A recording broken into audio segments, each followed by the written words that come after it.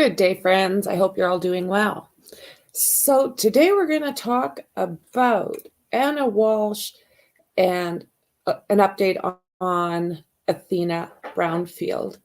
So before we get started, if you're new to the channel, please subscribe, hit that thumb and that bell for notifications. Everybody else, it's awesome to see you as always. So, what do you guys think? I'm a mess. What do you guys think about the Anna? Hello, Connor. Welcome. It's good to see you, friend. So what do you think is going on with the Anna Walshe case and her husband being held? He seems, I mean, personal opinion, he seems kind of on the vile side to me, but let's take a look here. Let's take a look. Where to start? How about we look at this? So this is from Fox. Mother, meanwhile, in Massachusetts, once feared her husband so much that she called the police, and that was before the couple was ever married. The incident happened nearly a decade ago when Anna Walshe reported that her now husband threatened to kill her and a friend. The case went nowhere after she refused to cooperate with the prosecutors. Brian Walshe is under arrest now, accused of misleading investigators about his wife's disappearance. It adds to the damning evidence investigators are piling up against the husband, which includes a knife, a hatchet, and traces of blood. But with investigators unable to say for certain whether Anna... So unreal. I can imagine that this guy is headed for some pretty hefty charges. They seem to have quite a bit on him, and he is smug as all get out. Unreal. Anna Walshe is even a victim of a crime.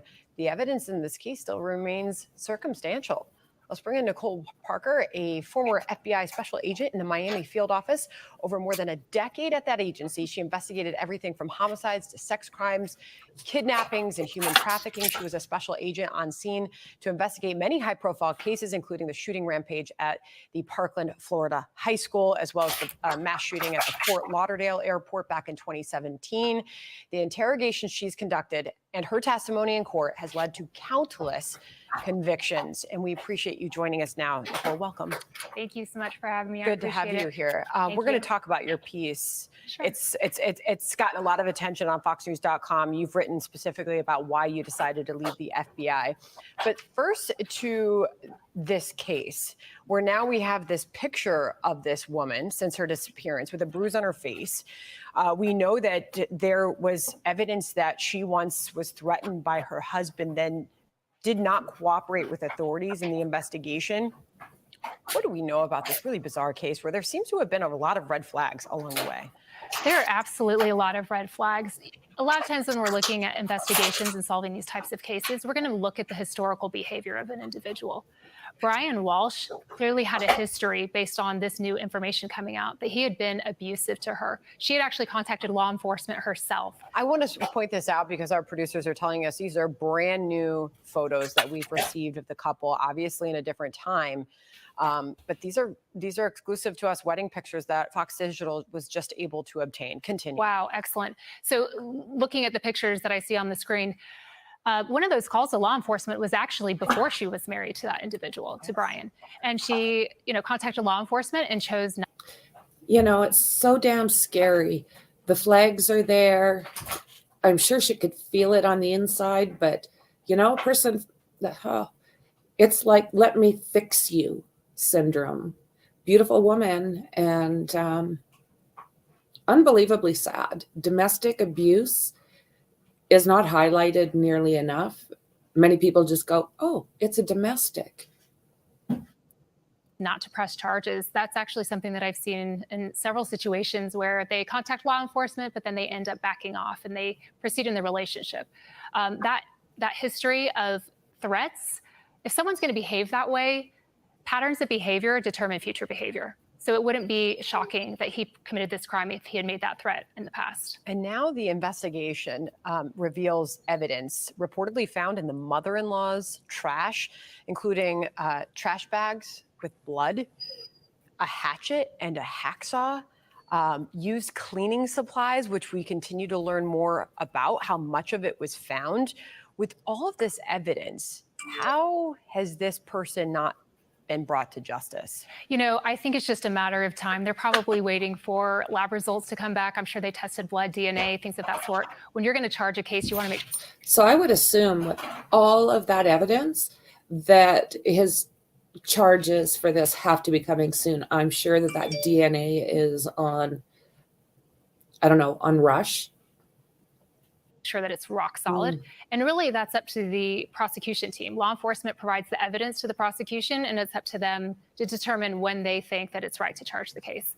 But I would think that it would be soon in this investigation. In your time at the FBI, I mean, you have seen countless cases like this where it looks like a perfectly happy, look at these pictures. It looked like a perfectly happy couple. Right. You know, you say pictures are worth 1,000 words, but anyone can put a smile on.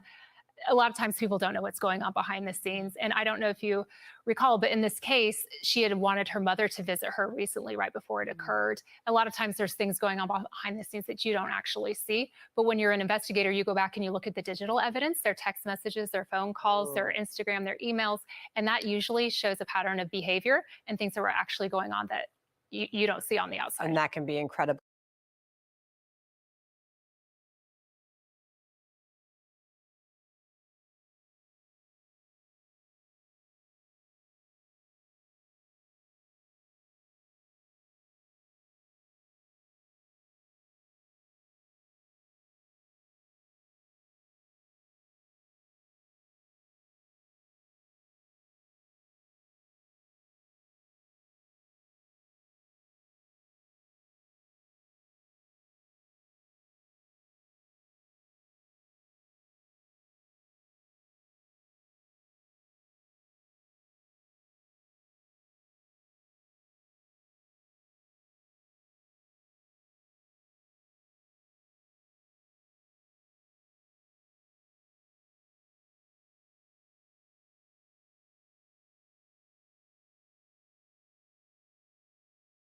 Telling.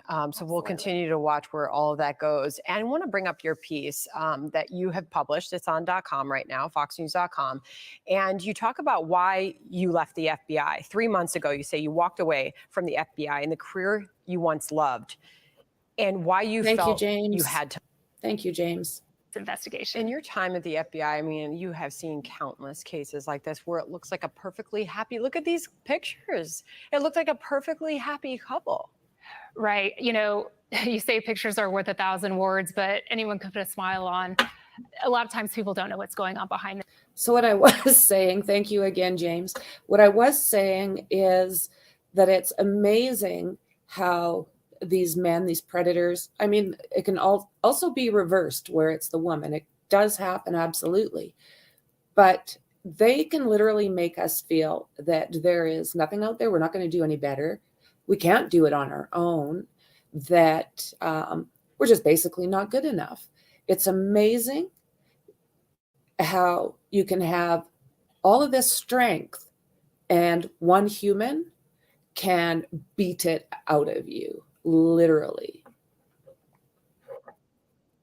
The scenes. And I don't know if you recall, but in this case, she had wanted her mother to visit her recently, right before it occurred. A lot of times there's things going on behind the scenes that you don't actually see. But when you're an investigator, you go back and you look at the digital evidence, their text messages, their phone calls, their Instagram, their emails, and that usually shows a pattern of behavior and things that were actually going on that you don't see on the outside. And that can be incredibly telling. So we'll continue to watch where all of that goes. And I want to bring up your piece that you have published. It's on. So, yes, very sad, very, very sad. Hope that they can find her. You know, there's still a family that needs some justice. And I don't think a family, how do you get justice when you can't close something? And how do you close something if you're in the middle of it? I don't know. It's harsh. So Anna Walshe suffered injuries seen in the Instagram pic with edited caption.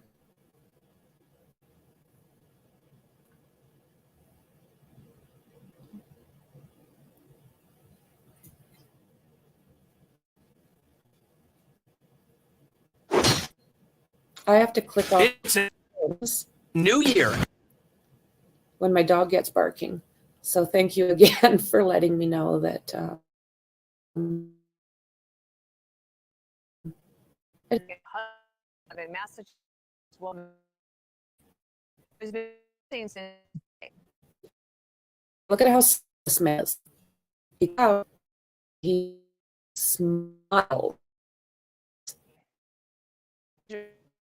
and Walshe. Hundreds of clean plots covering it, a shopping list for bringing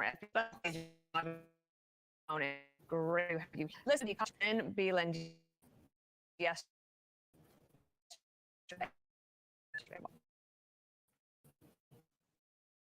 That and So is the audio okay, guys? tops, T-Vex, drop cloths, as well as various kinds of tape, even though he said he never left the house. Blood was found in the basement area, as well as a knife, which also contains some blood. Just put up on the screen for everybody, call for number 2. This is evidence against Brian Walshe. So the police felt they had probable cause to bring him in. There was an arraignment yesterday. Does this case look pretty clear to you, Bobby? Yeah, Dana, great to be with you. And I think it does look clear. The key to that Home Depot shopping trip is he lied about it. He said he never left the house, and then they find the Home Depot video. They find the receipts of the things he bought, and basically they're calling them cleaning supplies, but to us in the criminal investigation business, that looks more like a body disposal kit. It's a tarp, it's tape. He had there's a knife with blood on it in that basement. They lodged. Now, he's only been charged with interfering or impeding a criminal investigation. He hasn't been charged with the murder yet. I anticipate those charges are coming. They have to get all their ducks in a row as the prosecutors before they lodge those charges. But they've done enough to hold him now. And certainly the evidence is mounting by the day against this husband. He failed to notify police in a timely manner when she was missing. Not quite sure why this is not going into full screen. Is it streaming okay on your side? It took days.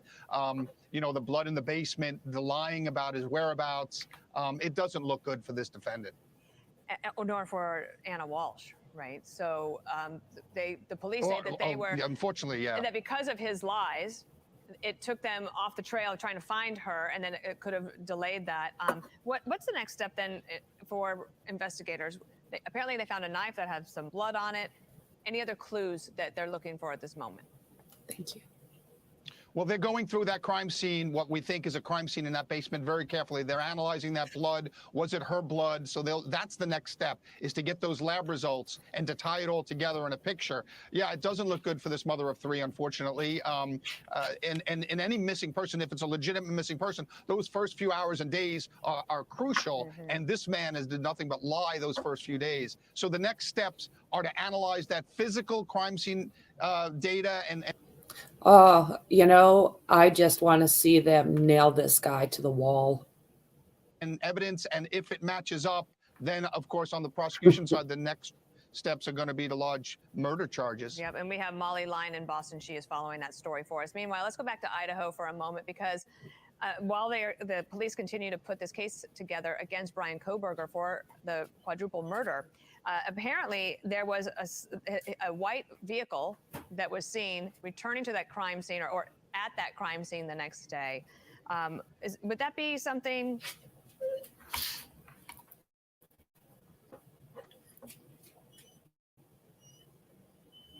Okay. Nope. Get down. I have nothing. Okay, let's see here.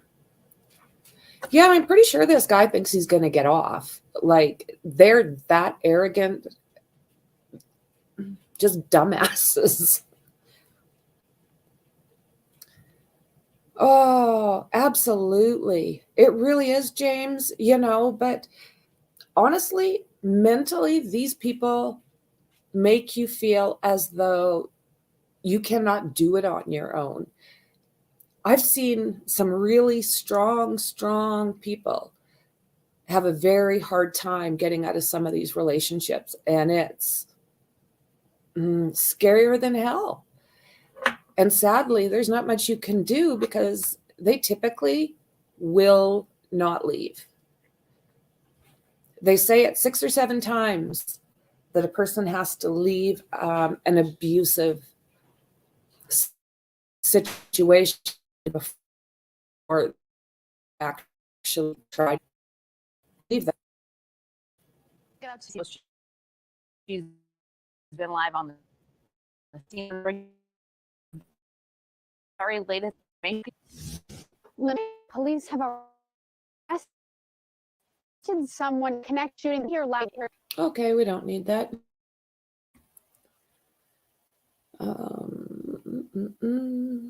Okay, we'll look at a different one I've got set up.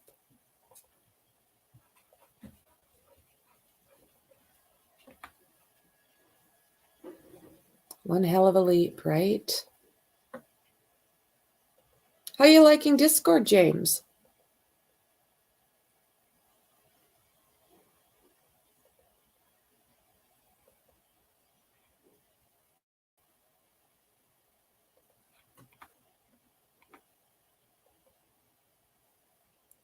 Well, you know what?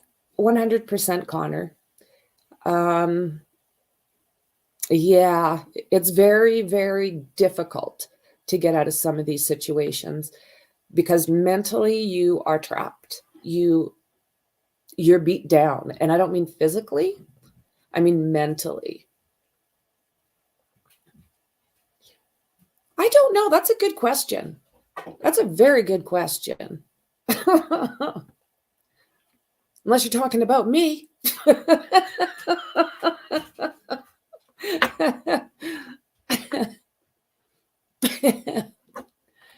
Okay, so let's take a look here.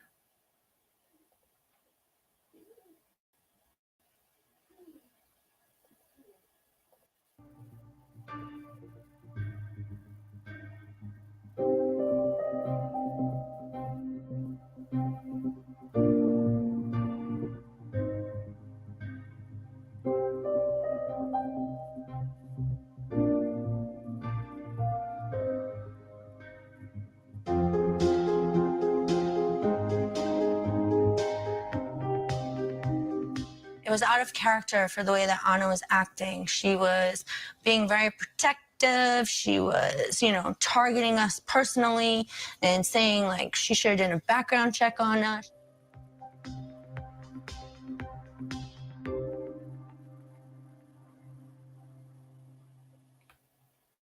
Yeah. Wow, hey. It's a new year. Okay, so let's see here. So the missing Massachusetts mom, Anna Walshe, managed a luxury Washington, D.C. apartment building infiltrated by phony federal agents. Residents say she was hiding information about the bizarre episode. So this is just like another thing that has sprung up in this case. Members of the tenant association in the Crossing building, which houses journalists and government workers in the upstart Navy Yard neighborhood near the Capitol, say they fear that, Iran, something or other, and Haider Ali will avoid full public airing of their actions, and that Walsh's employer, Tishman Speyer, is withholding scandalous details from them. Walshe, 39, was described to the Post as very forceful and shady in her handling of the aftermath of the scandal, even claiming to tenants on one occasion that she wasn't Anna Walshe in an apartment effort to duck their questions following an April 6th FBI raid that busted Ali and something or other pled guilty in August to crimes including conspiracy, unlawful possession of a large capacity ammunition feeding device, and voyeurism. Ali pled guilty in October to conspiracy, bank fraud, and unlawful possession of a large capacity ammunition feeding device. He will be sentenced on February 24th. And something or other No, that one does not have a sentencing date yet. So it looks like there was sketchy stuff happening all over, kind of in the background. Many questions remain unanswered about the bizarre case in which the duo stockpiled tactical gear, weapons, ammunition, and surveillance equipment while providing free rent to a Secret Service agent and lavishing gifts and flashing badges to an array of local and federal law enforcement officers while claiming to represent the non-existent U.S. Special Police. So how sketchy is this, guys? Like, what the hell? Like, look at them. You would not know that there is a monster, and I'm not quite sure what's going on here. One tenant provided the Post with a photo of what one of the imposters said was a master key code, meaning that they may have been able to plant cameras throughout the building, as questions remain about whether they were associated with foreign actors as well as Washington security agencies while infiltrating the complex. So this is, let me see again, this is the New York Post. Let's see here. I am very concerned about the voyeurism allegations, and after the men pled guilty, I attempted multiple times to gain information regarding the areas and units had been impacted, and if mine had been one of them, but never received any answers. A female member of the Tenant Association Board who asked not to be identified told the Post, I believe the management team here are doing everything they can to avoid sharing any information about this situation at all, even information not covered by an investigation, which make me believe the information they are withholding could be considered detrimental to them. So what the hell? A person who lived in the complex and was close to the two men whom building management leaned on when security issues occurred, said that I was able to witness much of the infiltration's inner workings. They were being established audio and video surveillance in and outside their units, as well as potentially other areas on the property. What the actual hell?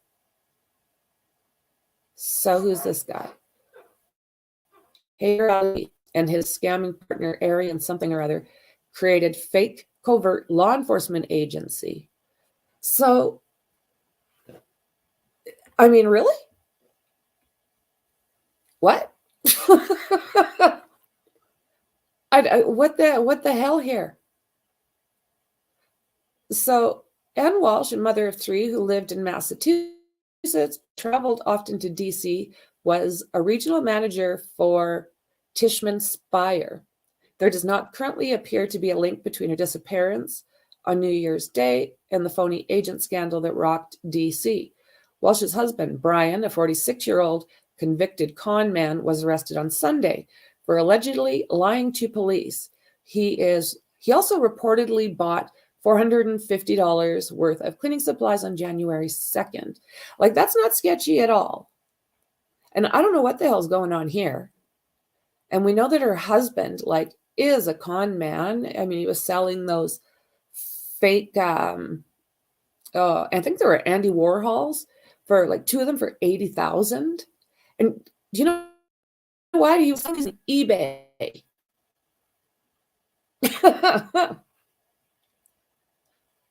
One tenant who requested anonymity to share. My tongue doesn't work. My mouth doesn't work. Candid recollections about Anna Walshe. She called her a wolf in sheep's clothing and a very fake person who alternated a power woman persona and a meek manner while seeking to shut down or I'm not even going to go there right now. Inquiries about Hader and whatever his name is managed to score 5 units in the upscale building for which they allegedly failed to pay $222,000 100,000 in rent from late 2020 into 2022. What the hell? That's a lot. Okay, this says that Anne Walshe lied to people and said things she wanted them to hear at the moment. So this is, this is really sketchy. A representative of Tishman Speyer, which manages an array of other properties, including Manhattan's famous 30 Rockefeller Plaza. Wow. Yeah, these are some high hitters. Very high hitters. Yeah, it's basically saying that tenants are wanting answers, and I can't say that I blame them. Like, this is so very bizarre. The corporate rep also pointed the post to a May 5th email to tenants before the voyeurism allegations emerged, attempted to reassure renters after a preliminary internal review. The communication said that the company confirmed that neither the defendant's codes was used or could have been used to enter other residence units without directly addressing their claim to have had a universal access code. So let's see here. Anne Walshe, who tenants recall speaking with a thick Eastern European accent was put in charge of the building at roughly the time of the April raid, and tenants say it's unclear if she was chosen to navigate the scandal or if her role began shortly beforehand. So there seems to be a lot going on. This is a big article, and like I said, it's from the Post, so check it out. Authorities say they seized guns, sniper scopes, and drone, police lights, protective vests, gas masks, breach equipment, and law enforcement insignia, and equipment to make fake IDs. So this is back to that, I don't know his last name, and Alley. Compromised United States Secret Service personnel involved in protective details and with access to the White House complex by lavishing gifts upon them, including rent-free living. One member of the Secret Service was allowed by the men to live rent-free in a penthouse from February 2021 till January 2022 at a market cost of more than $40,000, while another federal law enforcement officer's rent in the building also was covered. So this is just unreal. In a court filing, authorities said that whatever his last name is provided members of the United States Secret Service and employees of DHS with, among other things, rent-free apartments, iPhones, surveillance systems, a drone, a flat-screen TV, a case for storing an assault rifle, a generator, and law enforcement paraphernalia. The conspirators also offered these individuals use of what's his name represented to be official government vehicles, and allegedly offered to purchase a $2,000 assault rifle for a United States Secret Service. So yeah, that's a little background there. Like, what the hell, guys? What the hell? I'm coming to see yous. Isn't this something?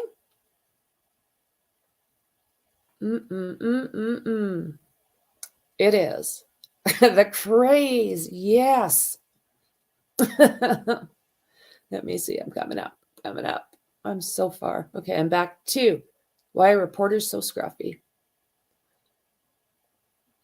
I don't know where to start with Discord. I know about lots of the cases.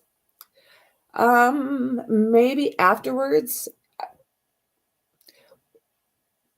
if you want to, or we can kind of watch for each other, or Mexi's always a great help. And so is everybody else.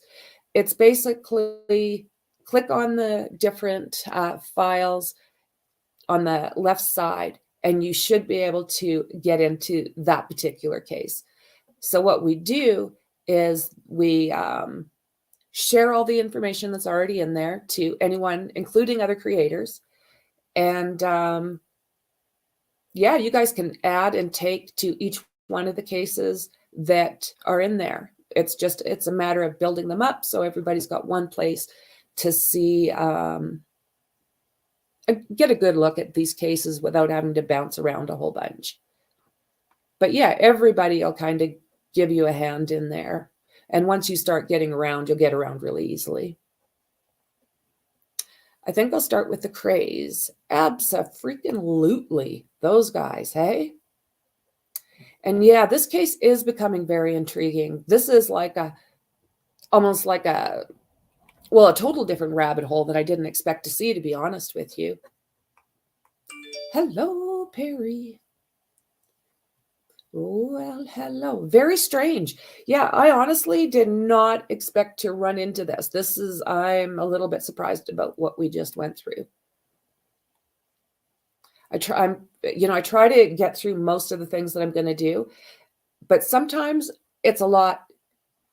Sometimes I just like to be able to go through these cases and all of us see it for the first time because it's interesting and I want to chit chat about the same stuff. So it certainly can create alternative suspects. Spooks wouldn't be the first spooks in the artwork. I don't know what that means. I don't know what spooks are. I mean, so shady, right? Possibly blackmail. Just another, sounds like they're both monsters. She just got the short end of the stick. Still no excuse for murder. Agreed, Slingin'. Yeah, right? Like, that's where all the art dealers hang out, is on eBay. That's where you sell, your Andy Warhols and your Picassos. Hit up eBay. Honey traps, oldest spook trick in the world. Something very dodgy going on there, right? And it's getting into the government. That's scary. That is scary. If this stuff is accurate, that is a scary rabbit hole. Woohoo! Very, very murky. Very shady. Working for the Secret Service. Like, I totally didn't expect this. We've got two cons. I mean, she's beautiful, but it sounds like she, like you say, is pretty shady. And you add all this stuff inside, it's like, what the hell is going on? Let me just see here. Let's see here.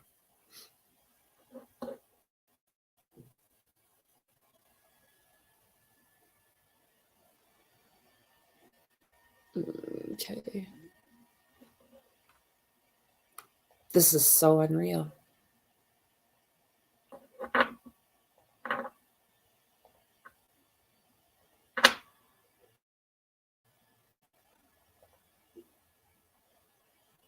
So missing Anna Walsh's friends issue grim prediction for her whereabouts. 1 in a million chance she's still alive. Yeah, it's been a while that she's been gone, and the more they're gone, the scarier it gets. And it looks like they've done some stuff. I'll just mute that.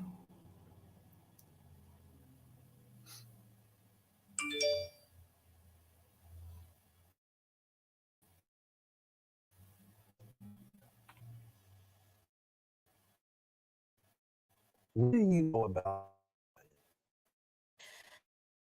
it? What do you know?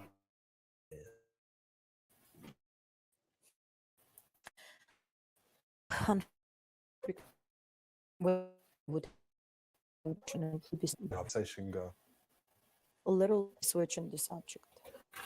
So, and I said, if there is anything it's okay. And she said, everything is fine. So some of our sources that we've been talking to, some of her friends, have said that her husband, Brian, had this no picture policy.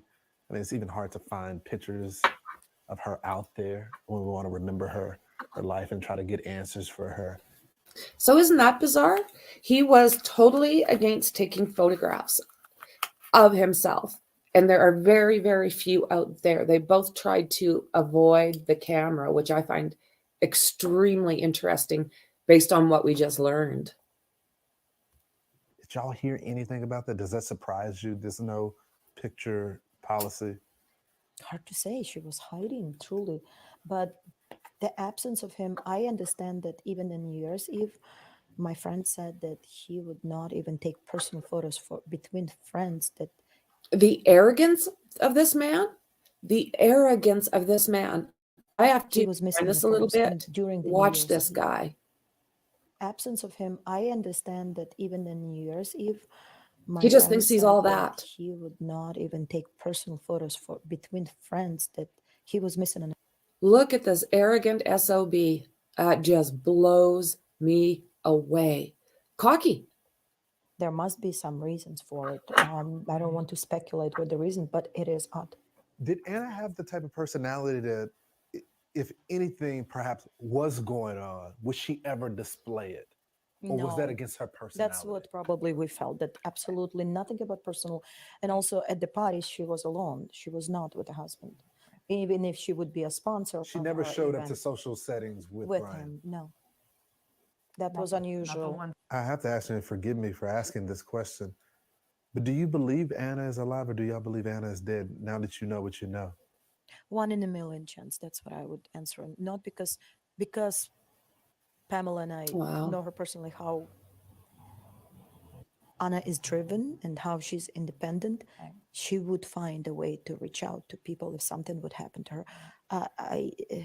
If the person is missing for 11 days, nowadays with the social media, with the world being connected so quickly, and with the evidences that unfortunately came up, and especially with the police reports, every day it's unfortunately looks dim and dark. When I just saw the post there, that, you know, the social media post missing, my stomach went upside down. Oh. I knew something was wrong. So obviously we got to talk about the children, because the children are in child protective custody right now. Yes.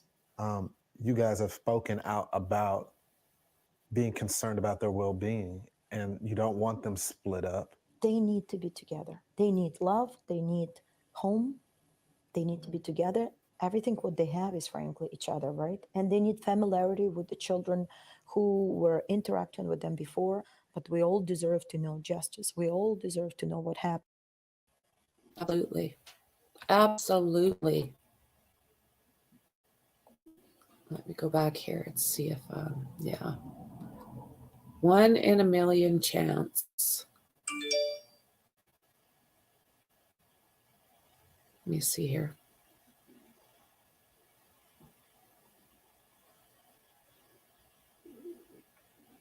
Let's check this out.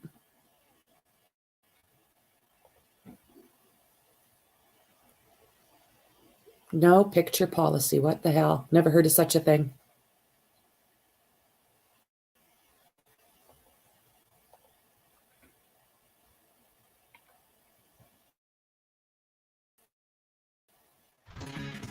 Struck to low prices, amazing style.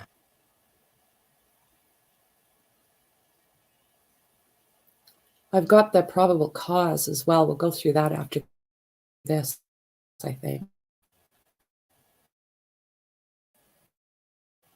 The case's mom and Walshe last seen on New Year. New inside Ryan in 2010. Criminal the out friend of mine. I went to law school with Todd and known him most of my life. Joins us now to put together the pieces. Todd, good to see you this morning. Good morning, Will. He threatened to kill her in 2014. As you look at the world, the scope of this entire case, and what's relevant, is that among the most relevant items? Well, I would think that it would have to be one of the most relevant items. It would certainly provide some motive for potentially her being missing at this point. It certainly looks like the police have used that fact and that. And like we were just saying, now there's a little bit what the hell's going on, because not only is her husband sketchy, look at what was happening in D.C. Detail to take him into custody at this point, and they've used that as part of their investigation. When you look at this, Todd, and you see how he's behaved after the alleged crime, which we're still trying to figure out what the exact crime is yet because she's missing. What do you think sticks out to you about the way that the husband has behaved? One of the things that I don't understand from what I've read and gathered so far is how much he's spoken to the police. It seems like from the onset, they've just hammered home many of these details with him, and he's just willingly answered questions. He is no rookie and no newbie to criminal investigations, knowing that he's about to be sentenced on a federal crime. He's wearing an ankle monitor. So why did his lawyer, why did his legal team allow him to answer so many questions at the beginning of the onset of this investigation? He had a right to remain silent. He had a right to require the police to get warrants and subpoenas to search his computer and find out about those Google searches. But for some reason, he decided to turn over a lot of details that helped them put their case together. Catch you when he's wearing an ankle monitor based upon this art fraud case he has going on right now. Hey, Todd, I know this couldn't be applied any direct way to this case, but, you know, from a distance, isn't it always the husband? I don't know if it's always the husband, but I guess the other part of this is what's his motive? I mean, why did he want her dead? It doesn't sound like she had some large life insurance policy. There's no money, it doesn't seem like, at the end of the rainbow. I can't really figure out. Yeah, this is a good case to deep dive, eh, Perry? With all of this, like you say, interesting backstory, unreal. So there is in Discord now, there's an Anna Walshe, what do they call it in Discord channel? So I'll continue to add in there. Help yourself to any of the information because, yeah, this case is more complicated than I originally knew. From what I've read as to the reasoning as to why he would want her gone. Right. So I guess the more they do investigating and more they dig deeper, I guess we'll have to find out who would want her gone. All right. Todd Shapiro, Dallas area, Collin County, Dallas County criminal defense attorney, was on the Will Cain podcast this week. We broke down the taqueria shooter in Houston. Could he face any charges? The good guy with the gun, the hero. We break that case down. Understand from what I've read. Okay. I still find this very, very interesting. Do you guys think that this no picture policy has something to do with his record and the shady shit that was going on behind the scenes?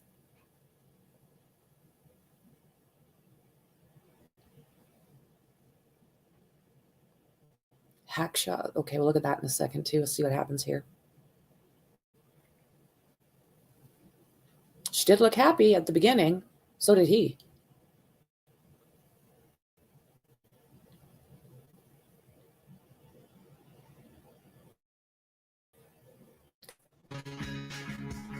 Direct to low prices, amazing styles. Show details in the search for Walshe on his bed, allegedly killed before was even police. Digital, the case was eventually closed to quote cooperate not to apparently criminal defense attorney and prosecutor Mark Ickedmel. Mark, what do you make of the latest that we're learning in this case? Well, add it to the long list of incriminating evidence where if it's true, this guy, I'm not saying is guilty, but he looks guilty.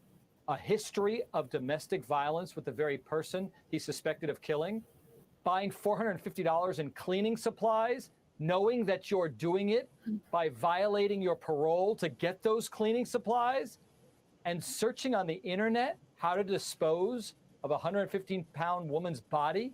I mean, these are things that if it were in a Hollywood script, they'd say, no one's that stupid and it's too obvious. Yeah, it certainly looks that way. And he's being held on an unrelated charge of interfering with the police. So how long can they hold him? Can they keep him indefinitely? Well, on that case, they've got him on a $500,000. And we were talking about this earlier. His Google searches. How to dismember a 115-pound, 5-foot something person. A Google search on this. Stupid ass criminal. Or bond. He could get out if theoretically he could post that enormous bond. But I assure you, if there's any indication that he's going to post that bond, it'll speed up the timeline on their murder case, which they're taking their time on because he's in. And the minute that they file charges against him for murder, which I suspect, as sure as I'm sitting here, that's when the speedy trial clock will start to tick for prosecutors to bring him to trial. So they don't have to rush the murder case while he's still in custody on that other case. We have these images of her with injuries on her face that she posted on Instagram. And, you know, so much of this, Mark, looks like in it, she says, mild concussion, bruised hip and cut. She says that she took a fall, I believe was the reason for posting this. But then, you know, later on, she basically tried to help him with the case that he had in the art fraud case and say that he was a good person. But that incongruity is quite typical in abuse cases, isn't it? I've been doing this work for 30 years as a prosecutor and a criminal defense attorney in spite of my youthful appearance. And yes, that is not uncommon at all. That is what typically happens. And her fall was likely into his fist or some object that he was holding. You know, you just think about these three little boys, aged 2 to 6, and their father's in jail and their mom is missing. And they have family and friends that want to take care of them, but they must be very confused. And I just pray for them. My heart goes out to them. Mark, thank you very much. Same here. Wow. Okay, let's check out.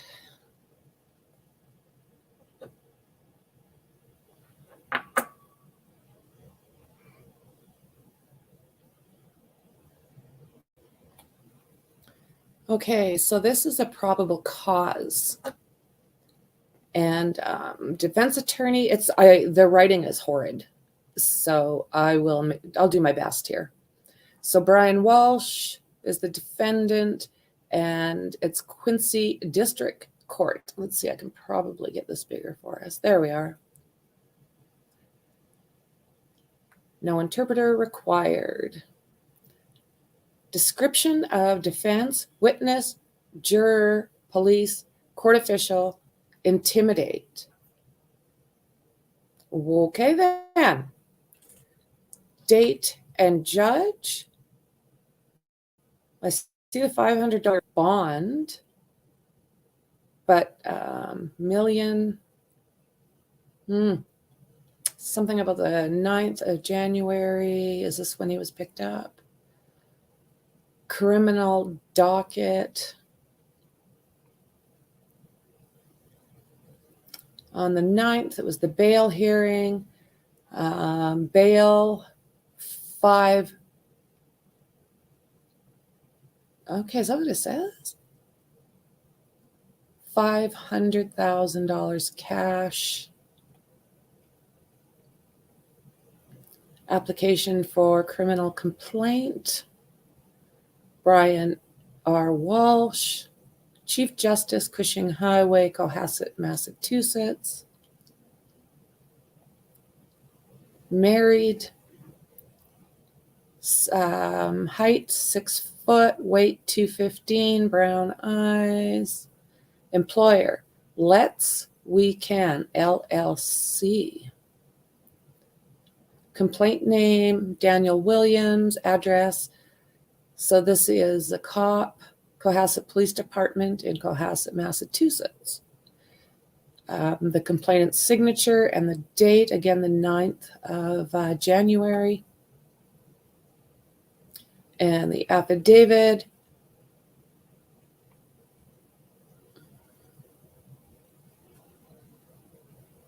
Okay, so let's see if there's anything in here that we need.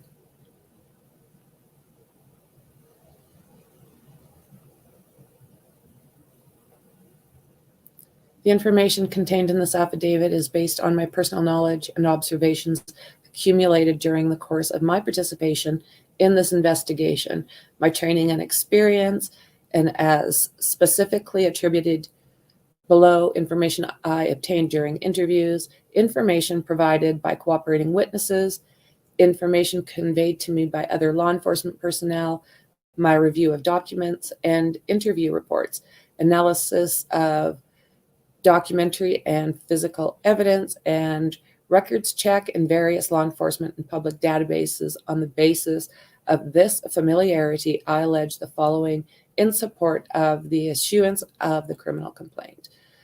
On January 4th, 2023, the Cohasset Police Department responded to a service related to a well-being check at redacted Chief Justice Cushing Highway Patrol Unit, suspect Mrs. Walsh to be a missing person, and I was subsequently requested to the scene to assist in the investigation as a member of the Cohasset Police Department's Criminal Investigation Division. On January 4th, 2023, at approximately 18:35, so that would be 6:35, I arrived at Disclosure to investigate a missing person, Anna Walsh. Investigators interviewed Walsh multiple times in relation to the disappearance of his wife. Walsh was asked specifically to provide a timeline for the days of January 1st, 2023 and January 2nd, 2023, which he and Anna hosted and did so on multiple occasions. Walsh related he had New Year's Eve dinner with a friend, Jem, which he and Anna hosted at their home. Jem arrived around 8:30 p.m. and left about 1 or 1:30 a.m. Walsh related he and Anna went to bed shortly after Jem left. Walsh further related Anna told him she had to work an emergency and fly back to DC in the morning. Walsh related Anna got ready and kissed him goodbye and told him to go back to sleep. Anna will usually then take an Uber, Lyft, or taxi to the airport. Anna left at redacted. Walsh related he got up about 7 a.m., not sure what all this says. Breakfast for the boys. In the afternoon, a babysitter arrived at the house. Walsh left to run errands, not too sure.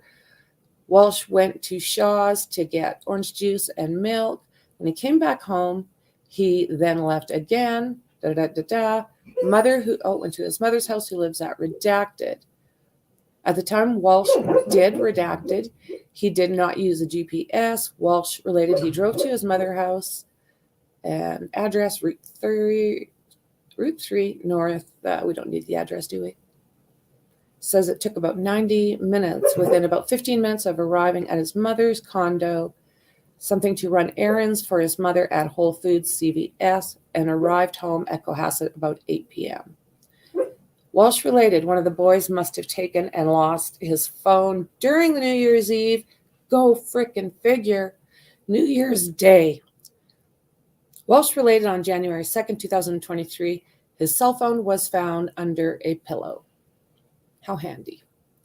Walsh related one of the boys must have taken his phone. Yes. Walsh related on Monday the 2nd, he took redacted for ice cream while the babysitter watched redacted. Walsh took redacted to get chocolate shake and press in Norwell.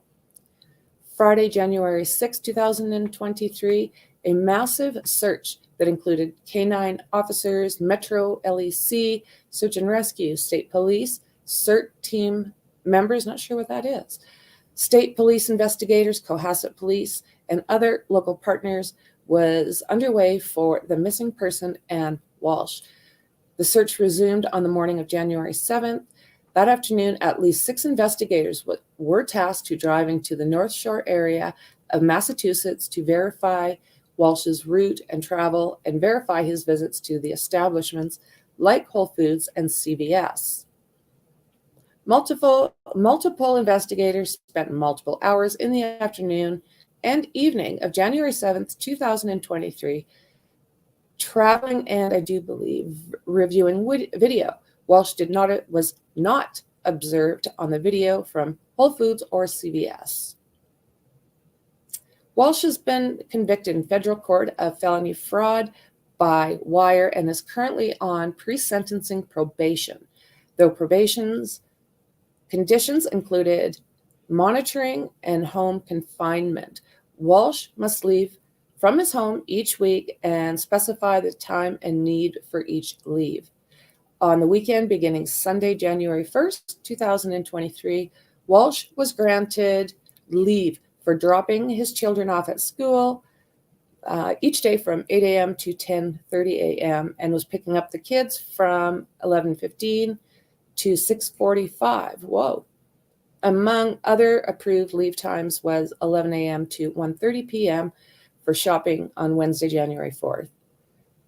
On Sunday, January 4th, 2023, Walshe had requested travel between 3 p.m. to 9 p.m. to drop off his mother.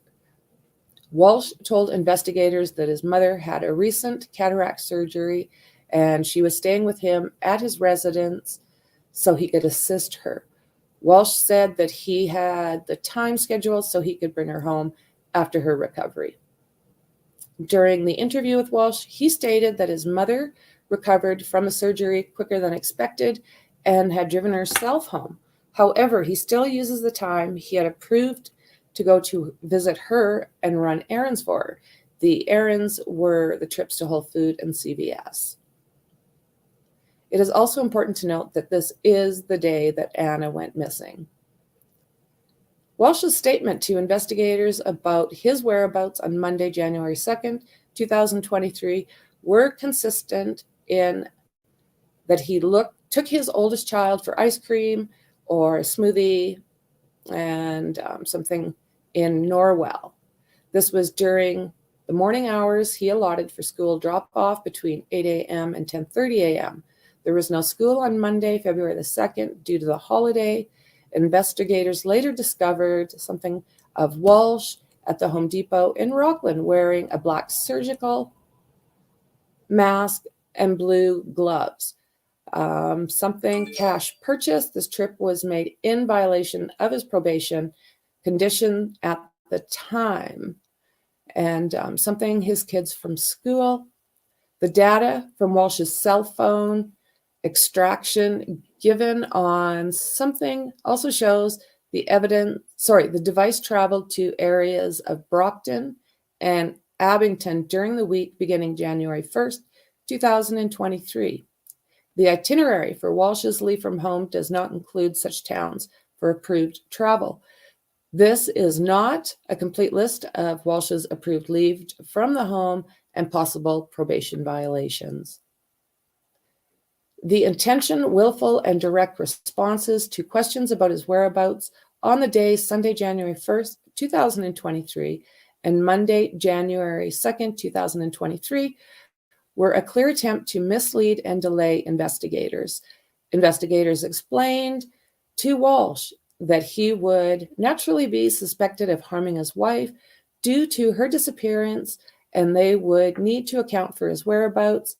The fact that he was asked a specific question and he gave an untruthful answer that led investigators out to the area caused a clear delay in the search for a missing person, Anna Walshe. Walshe intentionally gave the untruthful statement, knowing investigators would need to travel and corroborate each statement.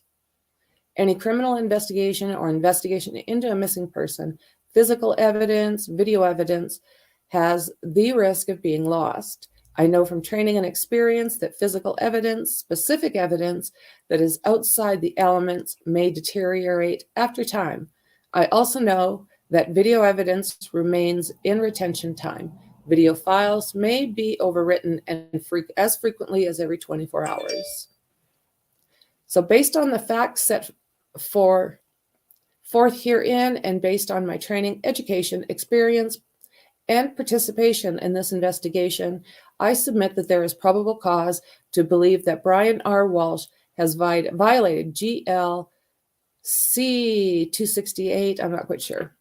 Witness, juror, police, court official, intimidate. I wonder what the hell.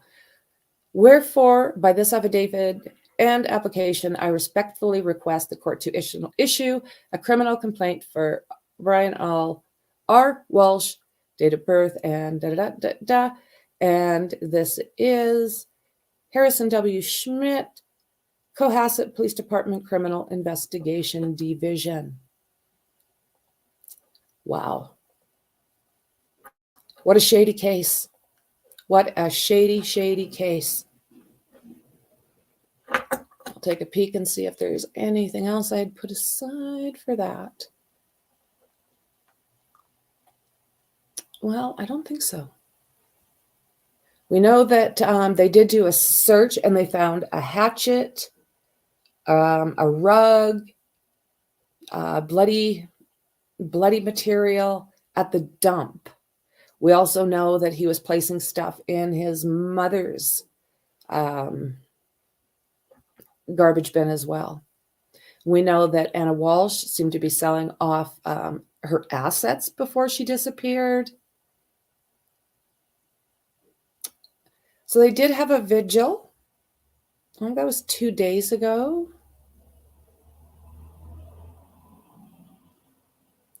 So let's see here.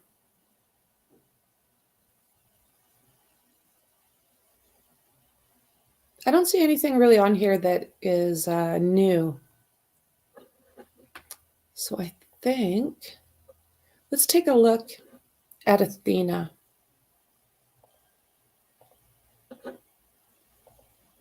Sad. So this is the 4-year-old little girl that has got gone.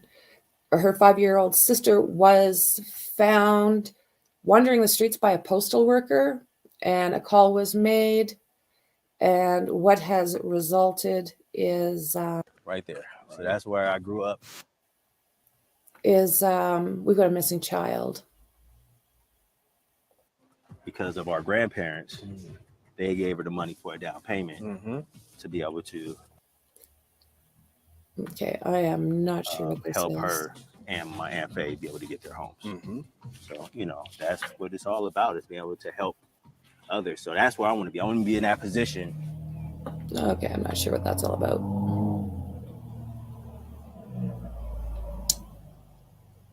Two caregivers arrested. Oklahoma police have arrested the caregivers of a 4-year-old girl who was reported missing after a postal carrier found her sister wandering alone outside. As one of the suspects now faces an unaliving charge in connection with her sister. So this is fast. Oklahoma, about an hour outside Oklahoma City. Tonight, an urgent search underway for a 4-year-old hour outside Oklahoma City. We're putting the search after a postal worker found her 5-year-old sister alone on a street. Search teams on the ground and using helicopters with infrared cameras. There is late word tonight that a caretaker has now been arrested, charged with neglect. Authorities say the girl is still missing. So yeah, her and her boyfriend, husband. So yeah, they have arrested the caregivers of the 4-year-old who was reported missing after a postal carrier found her sister wandering. Suspect now faces an unaliving charge in connection with the child's. Okay, we got that stuff. So local authorities began searching for Athena Brownfield Tuesday afternoon when the postal worker discovered her 5-year-old sister and notified police, according to Oklahoma State Bureau of Investigation, which is also involved in the search for Athena. So this little witch, Elisa Adams, 31, was arrested Thursday afternoon in Grady County, Oklahoma, on 2 counts of child neglect. Her husband, Ivan Adams, 36, was taken into custody in Arizona on Thursday and is currently in the Maricopa County Jail awaiting extradition to Oklahoma on 1 count of unaliving in the first degree and 1 count of child neglect. A spokesperson for the Oklahoma State Bureau of Investigation, Brooke Arbitman, she said she could not release more information on the charges because the case is active. Her and this ass. During a Friday court appearance in Maricopa, Ivan Adams waived his rights to an extradition hearing. I need to get there and fight this, is what he said to the court. The two sisters were reportedly in the couple's care when the 5-year-old was found alone outside their home in Cyril, which is like very, very small little town. So the 5-year-old, let's see here, sorry. The two sisters were reportedly missing in the couple's care when the 5-year-old was found alone outside in their home of Cyril. Authorities would not comment at the time on how they became the primary caregivers of the children. Meanwhile, the search for Athena continues. The Oklahoma Highway Patrol on Wednesday issued a missing and endangered persons alert for Athena to about a 15-mile radius around Cyril, which is located 70 miles southwest of Oklahoma City. Look at this little beauty. Her sister did not require any medical care and currently is in protective custody with the state. The National Center for Missing and Exploited Children and soldiers from Fort Steele are among those assisting in the search. State troopers were conducting sonar searches of bodies of water in and around Cyril on Wednesday.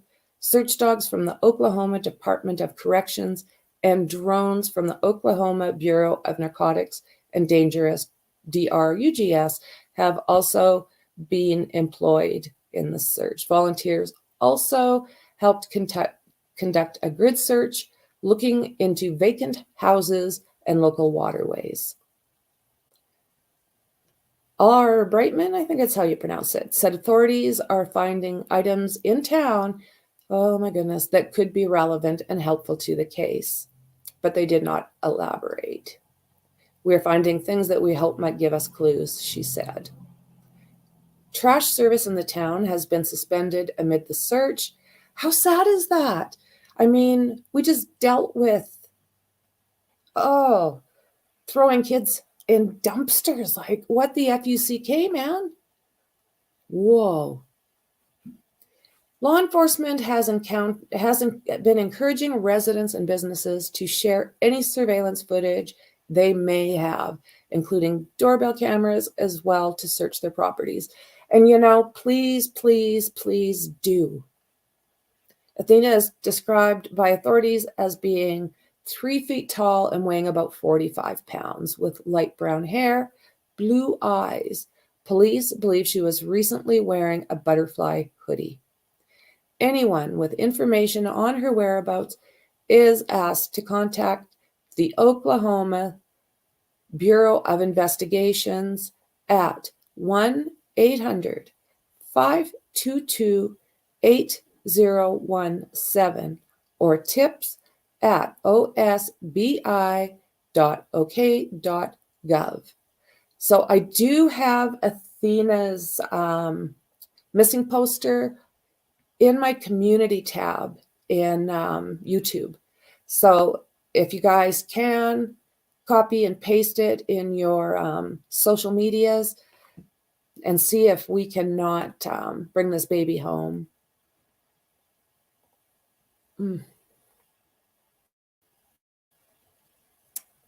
Okay.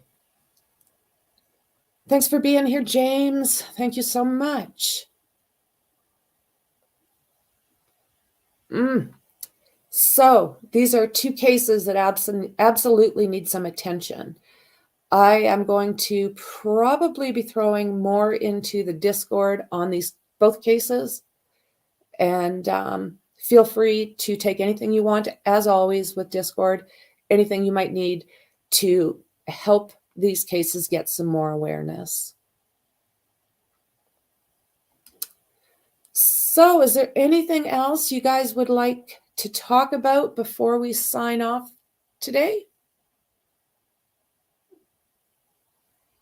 Dandy, hello, hello. Do drive safe. Okay. Gotta go. Remember to hit that thumb. I very much appreciate that. I'm not the greatest at saying please like, share, and subscribe, but it is important for the channel. It is important for things having reach, for being able to go over these cases and be able to possibly make a little bit of a difference. That's all a person wants to do is help, you know. So, guys, thank you very much for being here. Thank you so much, mods. I appreciate every single one of you. And I'll absolutely see you guys in the next one. Bye.